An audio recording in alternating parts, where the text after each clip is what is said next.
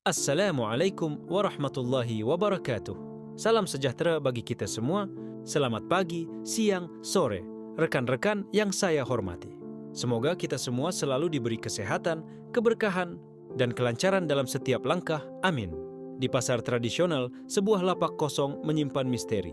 Saat Rahmat nekat berdagang di malam Jumat Kliwon, ia dihadapkan pada teror tak terduga. Begini kisah lengkapnya. Pasar tradisional itu memang terkenal ramai setiap hari, kecuali Jumat Kliwon. Banyak pedagang memilih menutup lapaknya lebih awal. Sebagian percaya hari itu membawa kesialan, sementara yang lain merasa terganggu oleh cerita-cerita seram yang sudah turun-temurun. Namun, seorang pedagang baru bernama Rahmat memutuskan untuk tetap berdagang di hari itu. Ia baru saja menyewa sebuah lapak yang sudah lama kosong di pojok pasar. Harga sewanya murah sekali dan lokasinya strategis. Pedagang-pedagang lain hanya tersenyum kecut saat Rahmat berkata ia tak takut akan cerita-cerita lama. Kalau kau berani, ya terserah. Tapi lapak itu bukan tempat biasa, ujar seorang pedagang senior sambil buru-buru membereskan barang dagangannya sebelum matahari terbenam. Malam itu, Rahmat mempersiapkan dagangannya seperti biasa.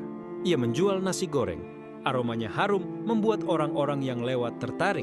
Tapi entah kenapa, malam itu pelanggannya sangat sedikit. Hanya beberapa orang yang mampir. Jam menunjukkan pukul 10 malam ketika Rahmat merasa ada sesuatu yang aneh. Lampu lapaknya mulai berkedip-kedip. Ia memeriksa kabel, tapi semuanya baik-baik saja. Ketika ia kembali ke gerobaknya, seorang pelanggan sudah duduk di bangku, menunduk dan diam. Orang itu mengenakan baju lusuh seperti petani, dan topinya menutupi sebagian besar wajahnya. "Mau pesan apa, Pak?" tanya Rahmat ramah. Orang itu tak menjawab. Ia hanya mengangkat satu jarinya, menunjuk ke wajan. Rahmat segera memasak satu porsi nasi goreng. Aroma bawang putih dan kecap memenuhi udara. Tapi suasana malam itu terasa semakin dingin. Saat nasi goreng selesai, Rahmat menyajikannya di atas piring dan menyerahkannya ke pelanggan. Tapi ketika ia menatap ke bangku itu, pria tersebut sudah tak ada. Piring yang tadi diletakkan di sana kosong, seolah-olah nasi goreng itu habis dalam sekejap. Rahmat merasa jantungnya berdebar. Ia mencoba menenangkan diri, berpikir bahwa mungkin ia tak memperhatikan saat pria itu pergi. Tapi saat ia hendak membereskan piringnya, ia melihat sesuatu yang membuatnya terpaku. Di atas piring itu ada noda darah segar. Ia mundur selangkah, lalu mendengar suara langkah kaki di belakangnya. Suara itu berat, seperti seseorang menyeret kakinya. Dengan perlahan, ia berbalik. Di depan lapaknya, berdiri sosok wanita berambut panjang, dengan wajah pucat dan mata kosong. "Lapak ini bukan milikmu," bisiknya pelan, tapi suaranya seperti datang dari segala arah. Rahmat ingin berlari, tapi tubuhnya kaku.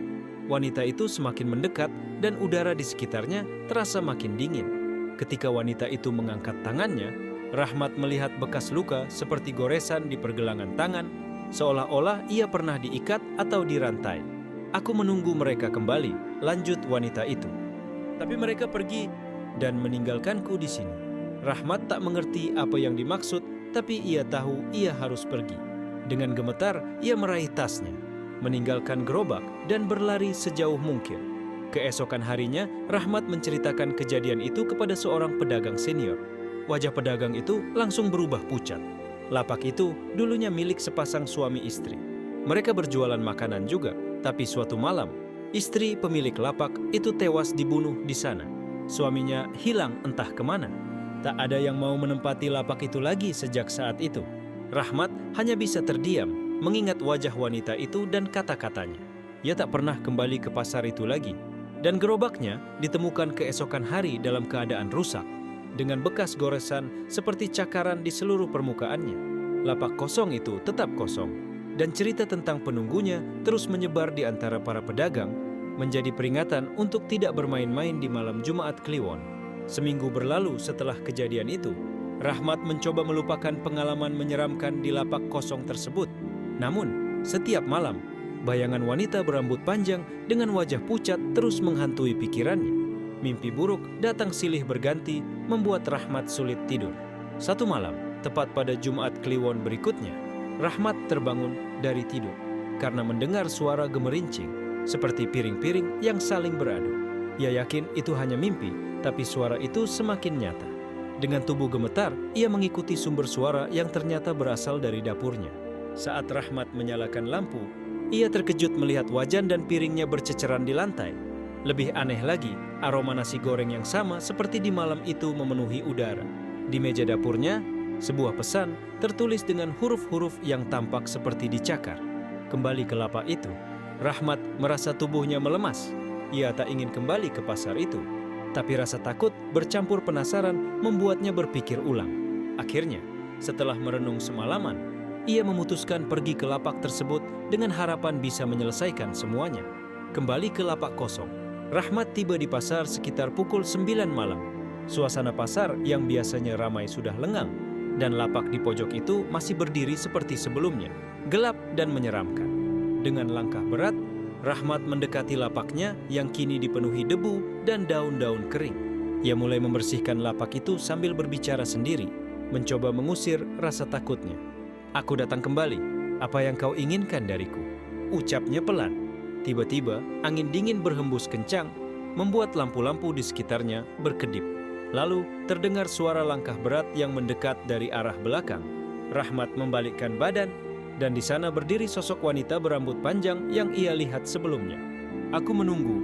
Suara wanita itu menggema. Rahmat memberanikan diri untuk bertanya, "Apa yang kau tunggu? Mengapa kau menghantui tempat ini?" Wanita itu mengangkat tangannya, menunjuk ke tanah di belakang lapak. "Mereka menguburkanku di sini. Aku ingin kau menemukanku. Aku ingin keadilan." Rahmat terdiam. Tubuhnya gemetar mendengar kata-kata itu, tapi ia merasa kasihan sekaligus takut. Dengan bantuan sebuah cangkul yang ia temukan di lapak sebelah, ia mulai menggali tanah di belakang lapak tersebut. Rahasia yang terungkap. Setelah beberapa menit menggali, cangkul Rahmat mengenai sesuatu yang keras. Ia mengeruk tanah dengan tangan, mengeluarkan sebuah peti kayu kecil yang tampak lapuk. Saat ia membuka peti itu, aroma busuk menyergap hidungnya. Di dalamnya terdapat kain kotor yang membungkus tulang belulang manusia. Wanita itu berdiri di dekatnya, wajahnya tampak penuh dengan keputusasaan. "Itulah aku. Mereka mengikatku, membunuhku, dan menguburku di sini. Aku ingin dunia tahu siapa pelakunya." Rahmat bingung harus berbuat apa, tapi ia merasa ini bukan waktu untuk melawan. Ia membawa peti itu ke polisi dan melaporkan temuannya. Setelah penyelidikan, terungkap bahwa pemilik lapak sebelumnya, suami wanita itu, adalah pelakunya. Ia membunuh istrinya karena cemburu dan menguburnya di sana untuk menghilangkan jejak. Akhir yang tak pernah selesai. Setelah kasus itu selesai, Rahmat berharap semuanya akan kembali normal. Namun seminggu kemudian, ia kembali mendengar suara-suara aneh di rumahnya. Kali ini, suara wanita itu terdengar lebih jelas. "Terima kasih, tapi aku masih menunggu." Rahmat tidak pernah tahu apa yang masih ditunggu wanita itu. Apakah penyesalan, pembalasan, atau sesuatu yang lain? Yang ia tahu, lapak kosong itu kini benar-benar ditinggalkan. Tak pernah ada yang berani menyentuhnya lagi. Sementara itu, Rahmat hidup dalam ketakutan, merasa bahwa ia telah terhubung selamanya dengan penunggu lapak itu. Malam ke-30, Rahmat semakin gelisah. Sudah sebulan berlalu sejak ia menemukan peti kayu berisi tulang belulang itu, tapi mimpi buruk dan suara-suara aneh terus menghantuinya. Suara wanita itu kini lebih sering muncul, tidak hanya di malam hari, tapi bahkan di siang bolong. Suaranya bergema, berbisik, "Aku masih menunggu." Rahmat mencoba mencari pertolongan. Ia mendatangi seorang ustaz di kampungnya untuk meminta doa dan saran. Ustaz itu mendengarkan dengan seksama cerita Rahmat, lalu memberikan pendapatnya. "Kau sudah membantu arwah itu mendapatkan keadilan di dunia, tapi mungkin ada sesuatu yang belum selesai. Mungkin ia menunggu sesuatu yang lebih penting dari sekadar balas dendam." Rahmat kebingungan. "Lalu apa yang harus saya lakukan, Ustaz? Saya sudah melakukan semua yang saya bisa." Ustaz itu terdiam sejenak, lalu berkata, "Kembalilah ke lapak itu. Kadang jawaban hanya akan ditemukan di tempat semuanya bermula. Kembali ke lapak kosong." Malam itu, Rahmat kembali ke lapak kosong di pasar. Berbeda dengan sebelumnya, kali ini ia membawa sesajen dan membaca doa sepanjang jalan, seperti yang diajarkan Ustaz. Lapak itu tetap seperti terakhir kali ia tinggalkan, gelap dan berdebu. Namun, kali ini ada sesuatu yang berbeda. Di atas meja lapaknya terdapat nasi goreng yang masih hangat. lengkap dengan piring dan sendoknya. Rahmat merasa tubuhnya merinding. Ia tidak pernah meninggalkan apapun di sana sebelumnya. Dengan hati-hati, ia mendekati meja itu. Saat ia berdiri di depan piring nasi goreng, suara wanita itu kembali terdengar, kali ini lebih jelas. "Duduklah. Dengarkan ceritaku." Dengan gemetar, Rahmat duduk di bangku kayu di depan lapaknya. Udara di sekelilingnya terasa semakin dingin. Wanita itu muncul, duduk di bangku seberang. Namun kali ini, wajahnya tidak lagi menyeramkan. Ia terlihat seperti manusia biasa, meski aura kesedihan mendalam terpancar dari matanya. "Aku tidak hanya menunggu keadilan," katanya pelan. "Aku menunggu seseorang menyampaikan pesan terakhirku." Rahmat menelan ludah. "Pesan? Kepada siapa?" Wanita itu menatapnya tajam. "Anakku, ia masih hidup. Aku ingin ia tahu bahwa aku mencintainya meski aku tak bisa lagi bersamanya." Rahmat merasa hatinya mencelos. Wanita itu bercerita bahwa suaminya membunuhnya karena kecemburuan buta, lalu menyembunyikan anak mereka di tempat yang tidak diketahui siapapun. Anak itu kini sudah dewasa, namun tidak pernah tahu apa yang terjadi pada ibunya. "Aku tidak bisa pergi sebelum ia tahu apa yang sebenarnya terjadi. Bantu aku dan kau akan bebas dari bayanganku," ujar wanita itu. Pencarian yang berbahaya. Rahmat setuju untuk membantu meski ia tidak tahu harus mulai dari mana. Dengan bantuan ustaz dan beberapa orang yang paham tentang sejarah pasar itu, ia mulai menelusuri jejak keluarga wanita tersebut. Setelah beberapa minggu pencarian, ia menemukan informasi tentang seorang pria muda bernama Bagas, yang diyakini sebagai anak dari wanita itu. Namun, saat Rahmat mencoba menghubungi Bagas, sesuatu yang aneh mulai terjadi.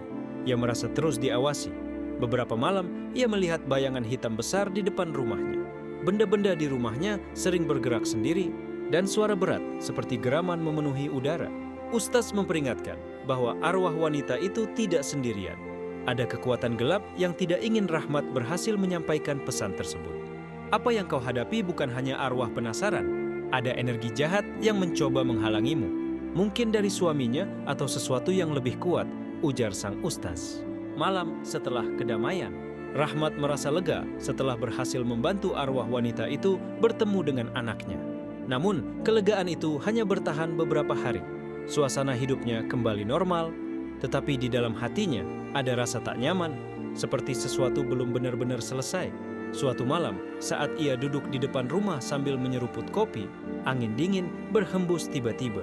Daun-daun kering berputar di jalanan dan suara yang sangat ia kenal terdengar lagi. "Terima kasih, tapi ada yang lebih besar menunggumu." Rahmat terdiam, tubuhnya seketika membeku. Ia mencoba mengabaikannya dan masuk ke dalam rumah, tetapi suara itu terus bergema, semakin jelas dan semakin menekan. Misteri baru di pasar. Keesokan harinya, Rahmat mendengar kabar aneh dari para pedagang di pasar. Beberapa orang mengaku mendengar suara langkah kaki berat di malam hari, padahal pasar sudah sepi. Ada juga yang melihat bayangan hitam melintas di sekitar lapak kosong yang dulu pernah dihuni Rahmat. "Rahmat, lapakmu mulai bikin orang takut lagi," kata seorang pedagang tua. "Kau harus datang dan lihat sendiri." Rahmat tak bisa mengabaikan cerita itu. Ia kembali ke pasar malam harinya untuk mencari tahu apa yang sebenarnya terjadi. Begitu ia sampai, suasana pasar terasa aneh, udara dingin menggigit kulit, meski malam itu tidak hujan. Saat ia mendekati lapaknya, langkah kakinya terhenti. Ada sesuatu yang membuat tengkuknya merinding. Di atas meja lapaknya, ia melihat sebuah benda kecil terbungkus kain putih. Dengan hati-hati, ia membuka kain itu. Di dalamnya ada cincin emas dengan ukiran nama yang asing baginya, Amiruddin. Rahmat mencoba mengingat nama itu, tetapi tidak ada yang terlintas di pikirannya. Tiba-tiba, angin kencang berhembus, dan sebuah suara berat terdengar di telinganya. "Kisah ini belum selesai. Kau harus membawaku pulang." Pencarian yang berbahaya. Rahmat kembali menemui ustaz untuk meminta bantuan. Ustaz itu memeriksa cincin tersebut dan mengatakan bahwa benda itu memiliki energi yang kuat, seolah-olah menyimpan emosi dan dendam yang belum selesai. "Rahmat, ini bukan sekadar benda biasa. Aku rasa kau harus mencari tahu siapa Amiruddin dan apa hubungannya dengan lapak itu. Tapi hati-hati, perjalanan ini bisa membahayakanmu," ujar sang ustaz. Rahmat memutuskan untuk menyelidiki lebih jauh. Ia bertanya kepada para pedagang tua di pasar, tetapi tak ada yang mengenal nama Amiruddin. hingga akhirnya seorang pedagang kain bernama Pak Raji mengingat sesuatu. Amiruddin, seingatku, dia salah satu pedagang di sini puluhan tahun lalu. Dia menghilang begitu saja setelah malam Jumat Kliwon, sama seperti wanita itu, kata Pak Raji dengan nada berbisik. Jejak yang hilang, Rahmat merasa ini bukan kebetulan. Ia yakin ada hubungan antara Amiruddin dan wanita yang dulu menghantui lapaknya. Dengan bantuan Pak Raji, ia menemukan rumah tua yang dulunya milik Amiruddin. Tetapi rumah itu sudah lama ditinggalkan dan kini dipenuhi ilalang. Saat Rahmat memasuki rumah itu, ia langsung merasa ada yang mengawasi. Di dalam rumah, ia menemukan sebuah kamar dengan dinding yang penuh dengan coretan. Salah satu coretan yang paling besar berbunyi, "Aku akan kembali untukmu, Siti." Siti. Itu nama wanita yang dulu menghantuinya. Rahmat kini sadar, Amiruddin adalah bagian dari cerita tragis itu. Tapi kenapa ia juga menghilang? Kebenaran yang mengerikan. Malam itu, Rahmat bermimpi. Dalam mimpinya, ia melihat seorang pria. Mungkin Amiruddin berdebat sengit dengan wanita bernama Siti di lapak pasar. Pria itu marah besar, menuduh Siti mengkhianatinya. Namun, tiba-tiba sosok lain muncul, bayangan seorang pria yang lebih besar dan lebih gelap. Pria itu menyerang Amiruddin, menghantamnya hingga tak sadarkan diri, lalu menyeret tubuhnya entah kemana. Rahmat terbangun dengan tubuh berkeringat. Ia merasa mimpi itu adalah petunjuk. Amiruddin bukan pelaku, melainkan korban lain dari pria yang dulu membunuh Siti. Rahmat sadar, ia harus mencari jasad Amiruddin dan mengakhiri semuanya. Kembali ke pasar untuk terakhir kalinya. Rahmat kembali ke lapak itu di malam Jumat Kliwon berikutnya, membawa cincin Amiruddin. Ia menggali tanah di sekitar lapak dengan perasaan campur aduk. Setelah beberapa jam, cangkulnya kembali mengenai sesuatu yang keras, sebuah peti kayu lain, lebih besar dari yang pertama. Saat peti itu dibuka, Rahmat menemukan tulang belulang yang sudah hancur bersama dengan selembar kain lusuh yang masih bertuliskan nama Amiruddin. Saat itu juga, bayangan hitam besar muncul, berdiri di belakangnya. Bayangan itu tertawa keras, suaranya menggema di seluruh pasar. "Kau tidak akan pernah bisa menghapusku. Aku adalah kutukan tempat ini." Rahmat tidak mundur. Ia menggenggam cincin Amiruddin dan berteriak, "Aku tahu kebenaranmu. Kau membunuh mereka berdua. Tapi aku tidak akan membiarkanmu menang." Bayangan itu menyerang, tetapi tepat saat itu, doa-doa yang telah diajarkan Ustaz terlintas di benaknya.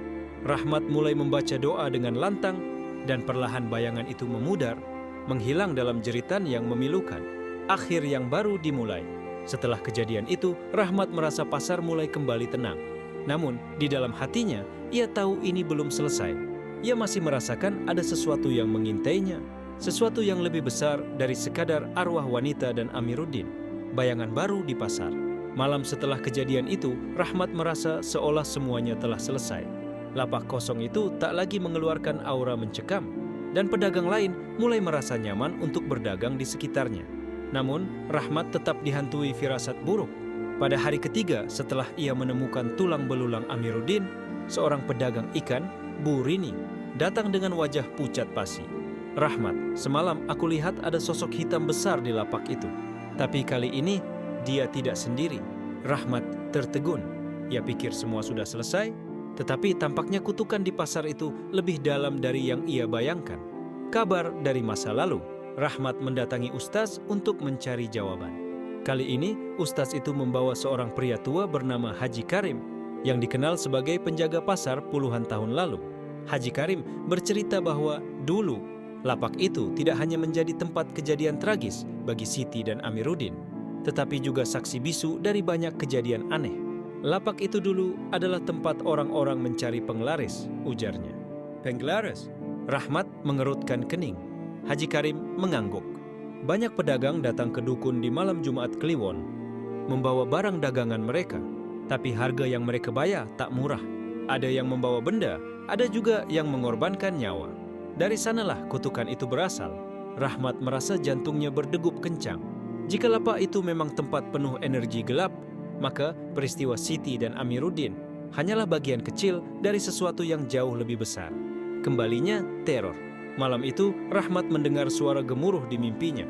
Ia melihat bayangan lapak itu terbakar, dengan sosok-sosok hitam melayang di sekitarnya. Di tengah kobaran api, ada satu sosok yang lebih besar, lebih mengerikan. Berdiri memandangnya dengan mata merah menyala. Kau tak akan bisa menghapus kutukan ini, Rahmat. Aku adalah raja pasar ini. Semua yang datang ke sini harus tunduk padaku. Rahmat terbangun dengan napas terengah-engah. Ia tahu mimpi itu bukan hanya ilusi, ia adalah peringatan. Menggali lebih dalam. Dengan bantuan Ustaz dan Haji Karim, Rahmat mulai menggali sejarah pasar itu. Mereka menemukan catatan lama tentang seorang pria bernama Ki Surya, seorang dukun yang terkenal di kawasan itu pada tahun 1940-an. Ki Surya disebut-sebut sebagai penguasa pasar, bukan secara hukum, tetapi melalui kekuatan mistisnya. Ki Surya sering meminta tumbal untuk memperkuat ilmunya, kata Haji Karim. Mungkin dia adalah sosok bayangan yang kau lihat.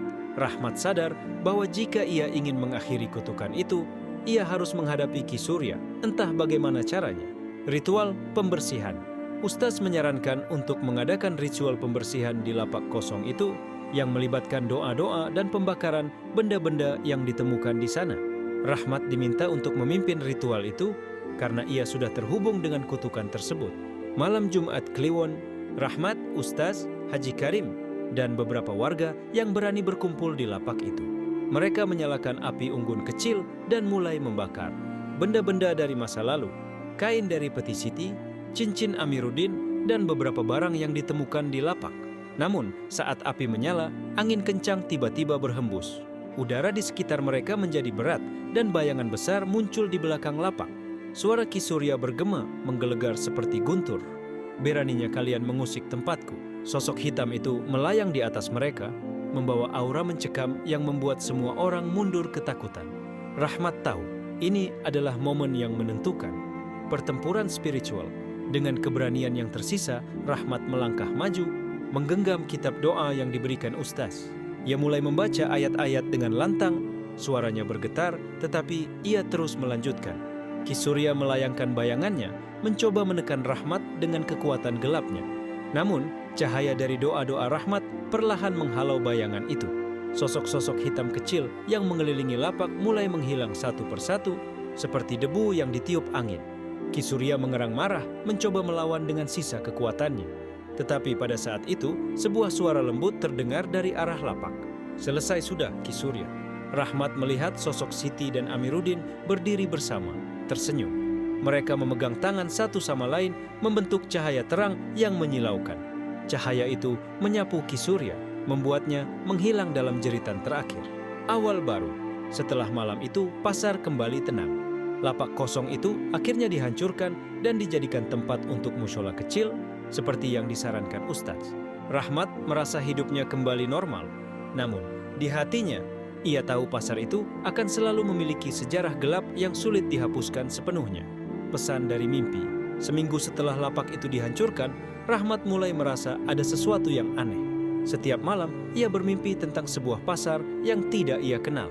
Dalam mimpinya, ia melihat deretan lapak yang lebih besar dengan pedagang-pedagang yang wajahnya samar. Namun, di tengah pasar itu, ada sebuah lapak dengan aura gelap yang mirip dengan lapak kosong yang pernah ia miliki. Suara dari mimpinya selalu sama. Rahmat, kau harus datang. Kami butuh kau. Rahmat terbangun berkeringat setiap malam. Ia mencoba mengabaikannya, berpikir mungkin itu hanya dampak dari kejadian sebelumnya. Namun, mimpi itu semakin nyata, hingga akhirnya ia memutuskan untuk menceritakannya kepada Ustaz. Ini bukan sekadar mimpi, kata Ustaz dengan nada serius. Mungkin ada tempat lain yang menyimpan kutukan serupa. Allah mungkin memanggilmu untuk membantu mereka. Rahmat merasa ragu. Ia hanya seorang pedagang biasa, bukan orang dengan kekuatan atau ilmu mistis. Namun, Ustaz menenangkannya. Kau punya keberanian dan niat baik. Itu yang membuatmu dipilih. Perjalanan ke pasar baru. Rahmat mulai mencari tahu tentang pasar yang ia lihat dalam mimpinya. Setelah bertanya kepada beberapa pedagang tua, ia mendapatkan informasi tentang sebuah pasar besar di kota sebelah, Pasar Gunung Batu, yang terkenal dengan aura mistisnya. Pasar itu memang aneh, kata seorang pedagang. Banyak yang bilang ada beberapa lapak di sana yang tak boleh disentuh. Siapapun yang berani, hidupnya pasti berakhir tragis. Rahmat merasa yakin itulah pasar yang muncul di mimpinya. Dengan berat hati, ia memutuskan untuk pergi ke sana. Pertemuan dengan penjaga pasar. Setibanya di Pasar Gunung Batu, Rahmat langsung merasakan suasana berbeda. Pasar itu besar, ramai, dan penuh hiruk-pikuk. Tetapi ada sudut tertentu yang terasa sunyi, seperti terputus dari keramaian. Di sudut itulah ia menemukan sebuah lapak kosong yang mirip dengan lapak lamanya. Saat ia mendekat, seorang pria tua dengan tongkat muncul dari balik bayangan. Wajahnya keriput, matanya tajam, dan suaranya berat. "Kau tidak seharusnya ada di sini," kata pria itu. Rahmat terkejut. "Saya hanya ingin membantu. Ada sesuatu yang memanggil saya ke sini." Pria tua itu terdiam, lalu berkata pelan, "Kalau kau ingin membantu, maka kau harus siap menghadapi apa yang tidak bisa kau bayangkan. Pasar ini tidak seperti pasar biasa. Yang kau lawan bukan sekadar arwah, tapi kekuatan yang telah ada sejak tempat ini dibangun." Rahmat tertegun. Ia mencoba menggali lebih jauh, tetapi pria itu hanya berkata, "Kau akan tahu pada waktunya." Bayangan di lapak baru. Malam itu, Rahmat memutuskan untuk bermalam di dekat lapak kosong. Ia membawa tikar dan lampu minyak, mencoba mencari tanda-tanda yang mungkin muncul. Hingga tengah malam, tidak ada yang terjadi. Tetapi tepat saat ia hampir tertidur, suara langkah kaki berat terdengar mendekat. Rahmat membuka matanya, dan di depannya berdiri sosok tinggi besar dengan wajah tertutup bayangan. Sosok itu menatapnya dengan tajam, lalu berkata dengan suara berat, "Kau seharusnya tidak datang. Tempat ini bukan untuk manusia biasa." Rahmat mencoba membaca doa seperti yang diajarkan Ustaz, tetapi sosok itu hanya tertawa. "Doamu tidak akan cukup melawan kami. Kau harus memahami cerita tempat ini dulu." Tiba-tiba, Rahmat merasa tubuhnya berat. Pandangannya kabur, dan ia merasa seperti ditarik ke dalam bayangan gelap. Rahasia masa lalu. Rahmat terbangun di tempat yang asing. Ia berdiri di tengah pasar yang sama, tetapi dalam suasana yang berbeda. Tidak ada lampu atau pedagang, hanya kabut dan bayangan. Dari kejauhan, ia mendengar suara tangisan dan teriakan. Sosok wanita muncul, wajahnya penuh luka dan matanya memerah. "Kau ingin membantu? Kau harus tahu apa yang terjadi di sini." Wanita itu menunjukkan Rahmat kilasan kejadian masa lalu. Ia melihat sekelompok orang yang membawa sesajen, menyembah sesuatu di tengah pasar. Mereka memanggil nama Raja Pasar, sebuah entitas yang menuntut darah dan nyawa sebagai tumbal untuk kemakmuran pasar. Rahmat juga melihat orang-orang yang menolak, menyerahkan tumbal dihukum secara kejam. Lapak kosong itu, sama seperti di pasar lamanya, adalah tempat eksekusi para korban. Wanita itu berbisik, Raja Pasar masih ada. Dia tidak akan berhenti sampai semuanya tunduk padanya. Pertempuran baru dimulai. Rahmat terbangun di lapaknya dengan napas tersengal. Ia tahu apa yang harus dilakukan, menghancurkan pengaruh Raja Pasar di tempat itu. Namun kali ini, ia tidak bisa melakukannya sendirian. Ia kembali ke Ustaz dan Haji Karim, menceritakan apa yang ia alami. Ustaz mengatakan bahwa ritual di Pasar Gunung Batu harus lebih besar dan melibatkan banyak orang. Kita harus melibatkan orang-orang yang percaya dan peduli. Ini bukan hanya tentang mengusir Raja Pasar, tapi mengembalikan tempat itu ke jalan yang benar, ujar Ustaz. Akhir yang belum tuntas. Rahmat dan Ustaz mulai mengumpulkan pedagang dan warga yang peduli untuk membantu. Mereka mempersiapkan ritual besar, tetapi Rahmat tahu bahwa Raja Pasar tidak akan tinggal diam. Malam ritual semakin dekat, dan Rahmat mulai merasakan bayangan gelap kembali menghantuinya. Sosok Raja Pasar muncul lagi dalam mimpinya, kali ini lebih menakutkan. "Kau pikir bisa menghentikanku, Rahmat? Aku telah ada sebelum kau lahir, dan aku akan tetap ada setelah kau pergi." Rahmat hanya bisa berdoa, berharap bahwa ia memiliki kekuatan untuk menghadapi apa yang akan datang. Malam ritual di Pasar Gunung Batu. Persiapan ritual besar di Pasar Gunung Batu berjalan tegang. Rahmat, Ustaz, Haji Karim, dan beberapa warga yang berani berkumpul dengan membawa peralatan yang diperlukan. Kitab doa, air suci, dan obor untuk mengusir energi gelap. Mereka memutuskan untuk melaksanakan ritual itu tepat di tengah malam Jumat Kliwon, waktu di mana kekuatan Raja Pasar dipercaya paling kuat. Semua orang berkumpul di sekitar lapak kosong yang menjadi pusat kegelapan pasar itu. Udara malam terasa berat, seperti ada sesuatu yang menekan dada setiap orang yang hadir. "Rahmat, kau harus memimpin ini," kata Ustaz dengan nada tegas. "Kau telah dipilih dan hanya kau yang bisa menuntaskan ini." Rahmat merasa tubuhnya gemetar, tetapi ia mengangguk. Ia berdiri di depan lapak, membuka kitab doa, dan mulai melantunkan ayat-ayat suci dengan suara lantang. Kemunculan Raja Pasar. Baru beberapa ayat dibaca, angin dingin tiba-tiba berhembus kencang. Api obor yang menyala mulai berkedip-kedip, hampir padam. Dari sudut gelap pasar, terdengar suara langkah kaki berat, diikuti oleh suara tawa menggelegar yang memenuhi udara. Sosok Raja Pasar muncul di depan mereka. Tingginya hampir 2 kali manusia biasa, dengan tubuh gelap yang diselimuti kabut hitam. Mata merahnya memancarkan aura mengerikan. Kalian pikir bisa mengusirku? Tempat ini adalah milikku. Suaranya menggema seperti guntur. Beberapa warga mundur ketakutan, tetapi Rahmat tetap berdiri tegak. Ia melanjutkan doanya, meskipun suaranya bergetar. Setiap kali ia melafalkan ayat, Raja Pasar tampak sedikit terguncang, tetapi tidak sepenuhnya terpengaruh. Pertempuran spiritual yang menegangkan. Melihat hal itu, Raja Pasar mulai menyerang. Ia mengayunkan tangannya ke arah Rahmat, menciptakan angin kencang yang hampir membuat Rahmat jatuh. Namun, Haji Karim dan Ustaz segera berdiri di samping Rahmat, melindunginya dengan doa bersama. Nah, kita harus bersatu. Jangan berhenti membaca doa, teriak Ustaz. Semua orang yang hadir mulai melantunkan doa bersama, menciptakan suara yang menggema di seluruh pasar. Cahaya dari air suci yang dipercikkan ke tanah mulai memancar, mengusir sebagian dari kabut hitam yang menyelimuti Raja Pasar. Namun, Raja Pasar tidak menyerah. Ia mengeluarkan teriakan yang membuat semua orang merasa telinga mereka berdenging. Lantai pasar mulai retak, dan dari celah-celah itu muncul sosok-sosok kecil berbentuk bayangan yang menyerang para peserta ritual. Rahmat menghadapi ketakutannya. Di tengah kekacauan itu, Rahmat teringat sesuatu dari mimpi terakhirnya. Dalam mimpinya, Siti dan Amiruddin berkata, hanya keberanian dan niat suci yang bisa menghancurkan Raja Pasar. Dengan keberanian yang tersisa, Rahmat melangkah maju, mendekati Raja Pasar. Ia memegang kitab doanya erat-erat dan tanpa ragu, ia mulai membaca ayat-ayat terakhir dengan suara yang menggema di seluruh pasar. Kau bukan penguasa, kau hanya bayangan dari kejahatan manusia, teriak Rahmat. Cahaya terang tiba-tiba memancar dari kitab doa yang ia pegang, menyelimuti tubuh Raja Pasar. Sosok itu mengerang keras, mencoba melawan, tetapi cahaya itu semakin kuat, membakar kabut hitam yang menyelimutinya. Akhir dari Raja Pasar, dalam jeritan terakhirnya, Raja Pasar berkata, ini belum berakhir, Rahmat. Akan ada tempat lain, waktu lain.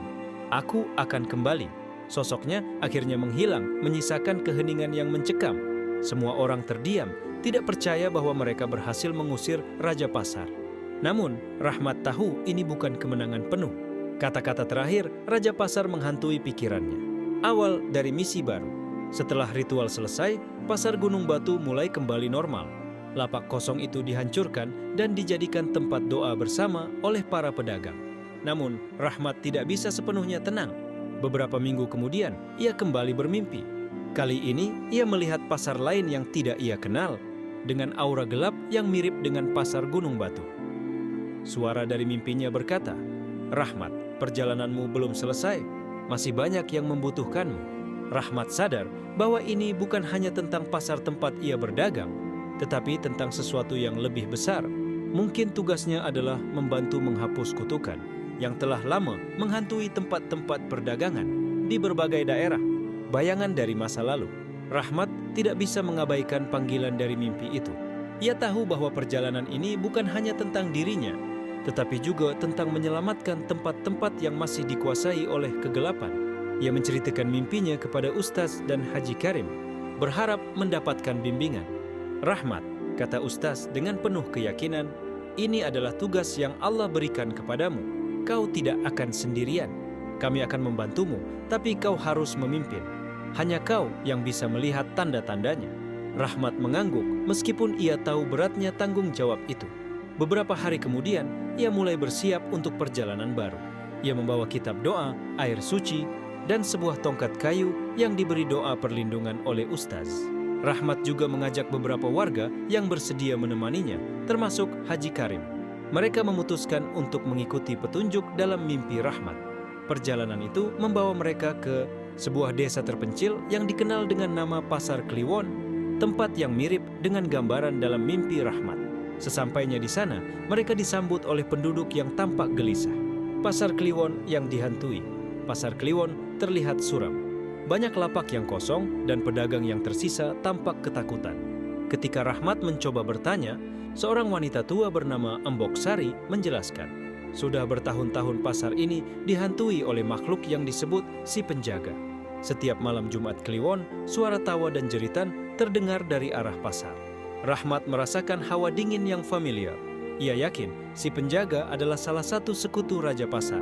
Bersama timnya, Rahmat mulai menyelidiki.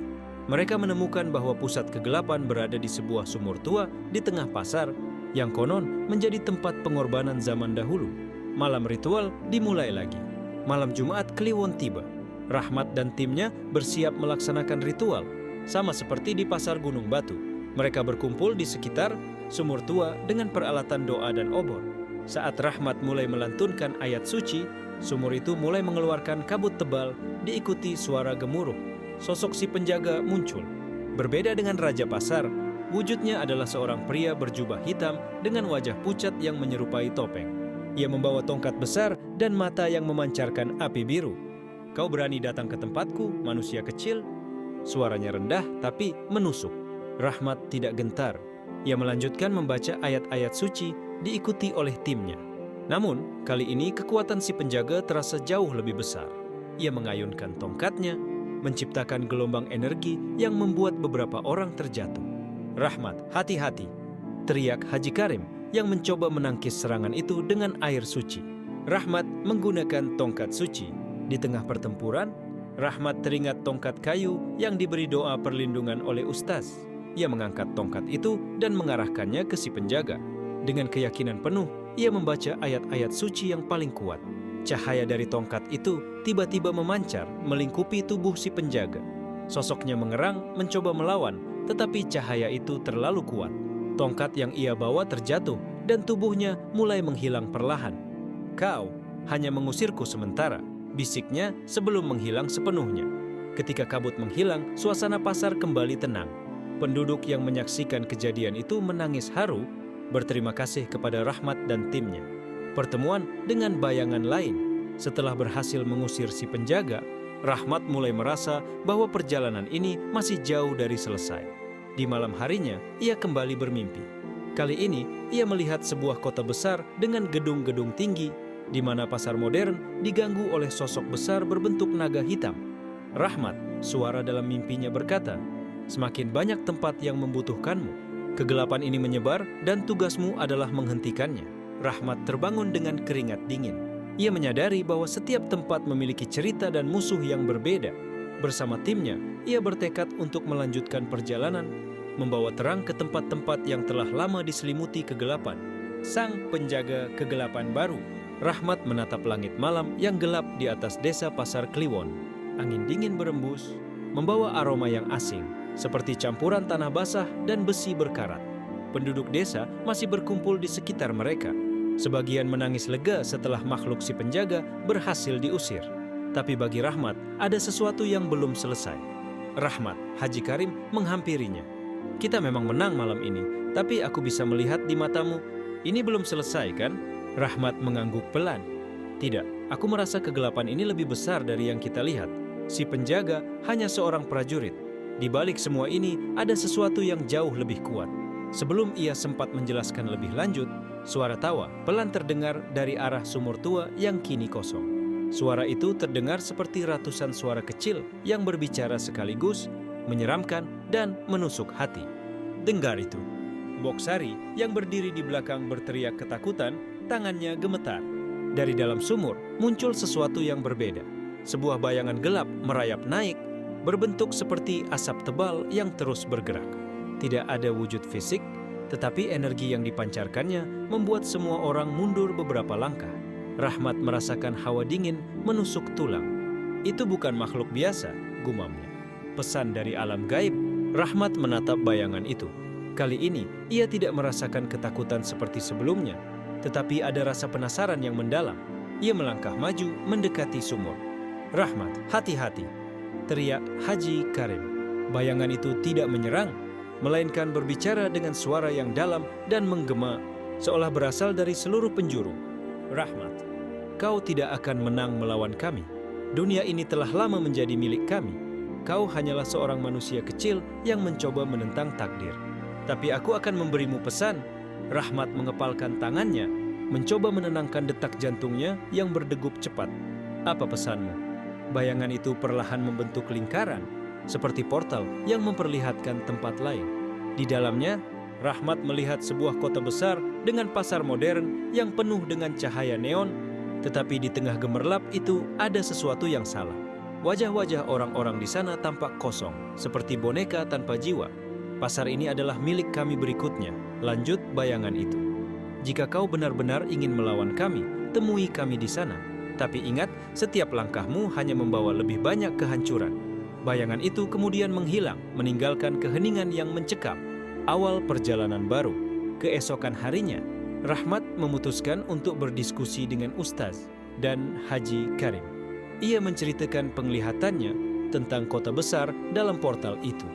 "Kota itu terlihat seperti Suryajaya," ujar Haji Karim, wajahnya penuh keraguan. "Itu pusat perdagangan terbesar di sini, tapi aku tidak pernah mendengar ada kejadian aneh di sana." Ustaz mengangguk pelan. "Itu masuk akal. Kegelapan tidak hanya tinggal di tempat terpencil seperti ini. Tempat ramai seperti Suryajaya mungkin menjadi sasaran yang lebih besar." Setelah persiapan singkat, Rahmat dan tim kecilnya memutuskan untuk berangkat ke kota. Mereka tahu tantangan yang akan mereka hadapi jauh lebih besar, tetapi semangat untuk melawan kegelapan membuat mereka terus maju. Rahasia di pasar modern. Sesampainya di Suryajaya, suasana kota sangat berbeda dari yang mereka bayangkan. Lampu neon menyinari jalan-jalan, orang-orang berjalan dengan cepat, dan suara hiruk-pikuk menggema di mana-mana. Tetapi Rahmat bisa merasakan sesuatu yang tidak wajar. Setiap kali ia melihat wajah para pedagang di pasar modern, ia merasa seperti ada yang hilang. Mata mereka kosong, senyuman mereka palsu. Ketika ia mencoba bertanya kepada seorang penjual, wanita itu hanya menjawab dengan suara datar, "Segalanya baik-baik saja, jangan khawatir." Malam harinya, Rahmat bermimpi lagi. Kali ini, ia berada di tengah pasar yang dipenuhi patung-patung manusia. Semuanya memiliki ekspresi ketakutan. Di tengahnya berdiri sosok besar, berbentuk seperti naga hitam yang terlihat dari mimpinya sebelumnya. Naga itu tertawa keras, memecah keheningan mimpi. "Selamat datang di permainan terakhir, Rahmat," kata naga itu. "Kota ini adalah tempat kami berkuasa. Kau ingin melawanku? Mari kita lihat berapa lama kau bisa bertahan." Serangan tak terduga. Ketika Rahmat terbangun, ia mendapati dirinya berkeringat dingin. Tapi sebelum ia sempat merenungkan mimpinya, terdengar suara teriakan dari luar penginapan mereka. Keluar dari kamar, Rahmat melihat jalanan kota dipenuhi dengan kabut tebal. Dari kabut itu, sosok-sosok bayangan muncul, menyerang orang-orang yang lewat. Mereka tampak seperti manusia, tetapi tubuh mereka transparan seperti bayangan. Rahmat segera mengumpulkan timnya. "Ini saatnya. Kita harus menemukan pusat kegelapan di kota ini sebelum semuanya terlambat." Dengan kitab doa di tangan, Rahmat dan timnya mulai mencari jalan menuju pusat pasar. Kabut semakin tebal dan bayangan-bayangan itu semakin agresif. Namun, Rahmat tetap berjalan maju, yakin bahwa ini adalah bagian dari misinya. Ketika mereka tiba di pusat pasar, Rahmat melihat patung besar berbentuk naga yang berdiri megah di tengah lapangan. Tetapi patung itu perlahan hidup, berubah menjadi naga hitam yang sesungguhnya dengan mata menyala merah menyala. "Inilah akhirnya, Rahmat," kata naga itu, suaranya menggema seperti guntur. "Kau telah membuatku cukup marah. Sekarang, tunjukkan apakah keberanianmu benar-benar cukup untuk mengalahkanku." Rahmat mengangkat tongkat sucinya, siap menghadapi kegelapan yang lebih besar dari sebelumnya. Pertempuran terakhir di pasar Suryajaya, naga hitam itu mengangkat tubuhnya yang besar, mengeluarkan suara gemuruh yang mengguncang tanah di bawah kaki Rahmat dan timnya. Matanya menyala merah mengawasi setiap gerakan mereka. "Rahmat!" teriak Haji Karim dari belakang. "Ingat, hanya keberanian dan niat sucimu yang bisa menghancurkannya." Rahmat menggenggam tongkat sucinya erat-erat. Ia tahu bahwa ini adalah saat yang menentukan. Tanpa ragu, ia melangkah maju mendekati naga itu. Ayat-ayat suci mulai dilafalkannya dengan lantang. Suaranya bergema di tengah pasar yang kini sepi. Naga itu menyerang, menghembuskan api hitam ke arah Rahmat. Namun, Rahmat menggunakan tongkatnya untuk menciptakan perisai cahaya yang melindunginya. Api itu memantul, membuat naga itu sedikit mundur. "Beraninya kau melawanku, manusia kecil?" teriak naga itu, suaranya mengguncang jiwa. Rahmat tidak menjawab. Ia terus membaca ayat-ayat suci semakin cepat dan lantang. Cahaya mulai memancar dari tongkatnya, menyelimuti area sekitar mereka. Persatuan di tengah kegelapan.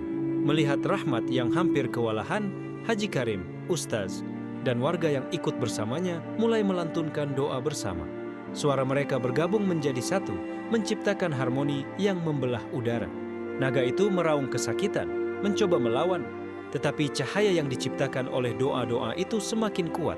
Setiap kali Rahmat membaca ayat, tubuh naga itu terlihat semakin rapuh, seperti bayangan yang memudar. Namun, naga itu tidak menyerah. Ia mengangkat ekornya yang besar, menghantam tanah dengan keras, menciptakan retakan yang memancarkan energi gelap. Dari retakan itu, muncul sosok-sosok bayangan kecil yang mulai menyerang Rahmat dan timnya. "Kita harus melindungi Rahmat," teriak Haji Karim. Tim yang lain membentuk lingkaran di sekitar Rahmat, melawan bayangan-bayangan kecil itu dengan air suci dan doa. Mereka tahu, satu-satunya harapan adalah Rahmat berhasil menyelesaikan ayat-ayat terakhir. Kemenangan terang, Rahmat mengingat pesan dari mimpinya. Hanya keberanian dan niat suci yang bisa mengalahkan kegelapan ini. Dengan tekad yang kuat, ia menutup matanya, memusatkan seluruh energinya pada tongkat sucinya. Ia melafalkan ayat terakhir dengan seluruh kekuatan hatinya. Kebenaran akan mengalahkan kebatilan. Hanya cahaya yang bisa menghapus kegelapan. Cahaya dari tongkat Rahmat memancar begitu terang, seperti matahari yang muncul di tengah malam. Naga hitam itu menjerit keras, tubuhnya mulai hancur menjadi serpihan-serpihan bayangan yang lenyap tertiup angin. "Tidak, ini belum berakhir, Rahmat," teriak naga itu sebelum akhirnya menghilang sepenuhnya. Saat naga itu lenyap, kabut yang menyelimuti kota Suryajaya juga menghilang. Suasana pasar kembali normal, dan orang-orang yang sebelumnya terlihat kosong mulai sadar, seperti baru terbangun dari mimpi buruk panjang. Akhir perjalanan. Rahmat jatuh berlutut, kelelahan tapi lega. Haji Karim dan Ustaz segera menghampirinya, membantu Rahmat berdiri. "Kau berhasil, Rahmat," kata Ustaz dengan senyum bangga. Namun, Rahmat hanya tersenyum tipis. Ia tahu, meskipun naga itu telah kalah, kata-kata terakhirnya masih terngiang di telinganya. Ini belum berakhir. Rahmat memutuskan untuk kembali ke desanya, membawa pelajaran dari perjalanan ini. Ia sadar bahwa tugasnya melawan kegelapan mungkin belum selesai, tetapi untuk saat ini, ia telah memberikan secercah harapan bagi mereka yang tertindas. Cahaya yang abadi. Beberapa bulan setelah pertempuran itu, pasar-pasar yang pernah dihantui kembali hidup. Pedagang-pedagang mulai berdagang tanpa rasa takut. Rahmat menjadi sosok yang dihormati, tetapi ia memilih untuk tetap rendah hati, menjalani hidupnya seperti biasa. Di suatu malam, Rahmat bermimpi lagi. Kali ini, ia melihat sebuah padang yang luas dengan cahaya terang di ujungnya. Dari kejauhan, ia mendengar suara yang lembut. "Rahmat, tugasmu sudah selesai. Kau telah menjadi pelita di tengah kegelapan. Kegelapan akan selalu ada, tetapi cahaya yang kau bawa akan selalu menjadi harapan." Rahmat tersenyum dalam tidurnya. Ia tahu bahwa perjuangannya telah membawa perubahan, bukan hanya di pasar-pasar yang ia lawan, tetapi juga di hati setiap orang yang pernah berdiri bersamanya.